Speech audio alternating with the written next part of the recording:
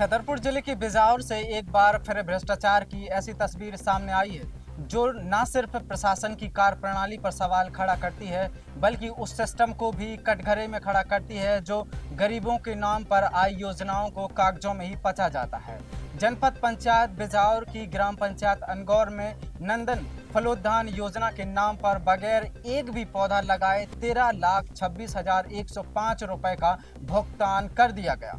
योजना स्वीकृति हुई थी 11 हितग्राहियों के लिए, प्रति हितग्राही लगभग 2,99,000 रुपए की लागत से, लेकिन जमीनी हकीकत यह है कि ना तो फलोद्यान लगा, ना ही सामग्री पहुंची और पैसे पूरे सिस्टम की मिली भगत के चलते निकाल लिया गया। जांच में साफ पाया गया कि बिना सहायक यंत्री की माप सत्यापन, बिना सामग्री दे सत्यापन, बिना सरपंच सचिव के हस्ताक्षर के ही फर्जी मटेरियल लिस्ट FTO बनाकर भुगतान कर दिया गया। सबसे चौंकाने वाली बात तो यह है कि 30 जून 2025 को ही जनपद पंचायत CO द्वारा स्पष्ट रूप से लिखा जा चुका था कि मौके पर वृक्षारोपण कार्य मौजूद ही नहीं है। सचिव ने 4 जुलाई को लिखित में कहा कि देयकों पर उनके हस्ताक्षर नहीं है और FTO निरस्त किया जाए।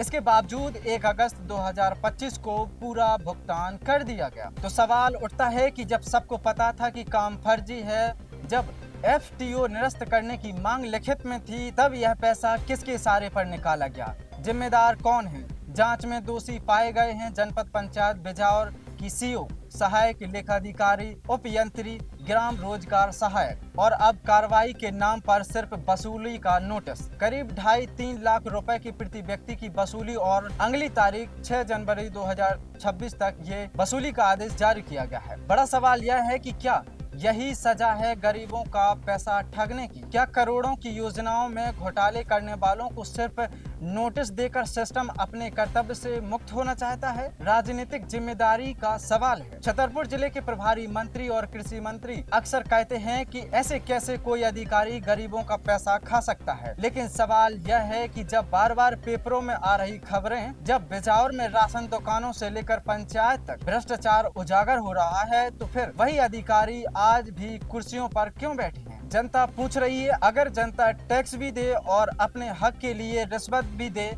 तो फिर सरकार और लोकतंत्र का मतलब क्या रह जाता है? क्या यह सिर्फ कुछ अफसरों का भ्रष्टाचार है या पूरा सिस्टम ही गरीबों की मेहनत की कमाई पर पल रहा है? यह सिर्फ अनगौर पंचायत की कहानी नहीं है, यह उस प्रशासनिक तंत्र का आईना है जहां कार्रवाई से ज्यादा कोशिश होती है मामलों को दबाने की। अब देखना यह है कि क्या यह मामला सिर्फ वसूली तक सीमित रहेगा या फिर सच में कोई उदाहरणीय कार्रवाई होगी, क्योंकि अगर आज भी दोषियों को बचाया गया तो कल कोई और योजना, कोई और पंचायत और वही गरीब फिर लुटेगा। सवाल यही है, न्याय कब मिलेगा और किसे?